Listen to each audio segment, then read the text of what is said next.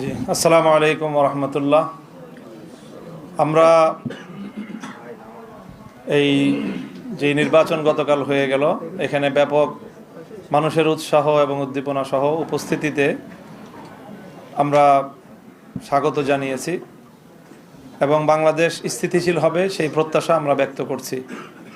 স্বাভাবিকভাবেই স্থিতিশীলতার জন্য যারা এই মুহূর্তে বিজয়ী ঘোষণা করা হয়েছে, যাদেরকে বাংলাদেশের স্থিতিশীলতা রক্ষা করা তাদের প্রধান দায়িত্ব, তারাই যদি দেশকে অস্থিতিশীলতার দিকে ঠেলে দেয় তাহলে দেশের জন্য সেটা হবে সবচেয়ে হতাশাজনক বিষয় এবং উদ্ভূত পরিস্থিতির জন্য সম্পূর্ণ দায় তাদেরকেই নিতে হবে।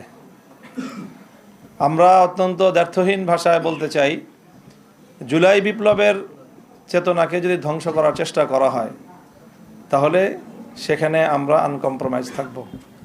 আমরা কোনো নমনীয়তা এবং কোনো ধরনের কম্প্রোমাইজ জুলাই বিপ্লবের চেতনার ক্ষেত্রে আমরা করতে পারবো না। কাজেই সকল মহলকে আমরা সেই বিষয়ে আমরা স্পষ্ট বার্তা দিতে চাচ্ছি। তারপরে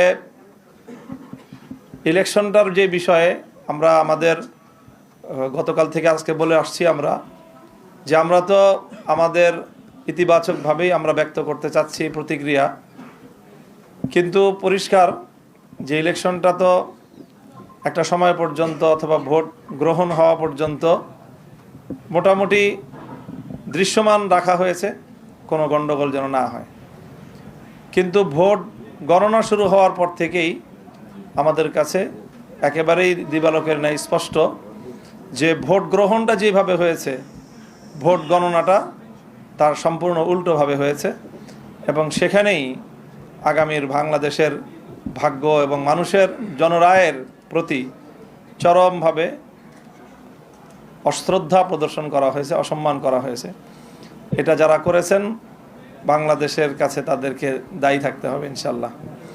এবং ইতিহাস বারবার ফিরে আসে, বাংলাদেশের মানুষ তাদের এই ব্যালটের অধিকার অবশ্যই তারা উদ্ধার করে ছাড়বে ইনশাল্লাহ, সেই প্রত্যয় আমরা ব্যক্ত করছি।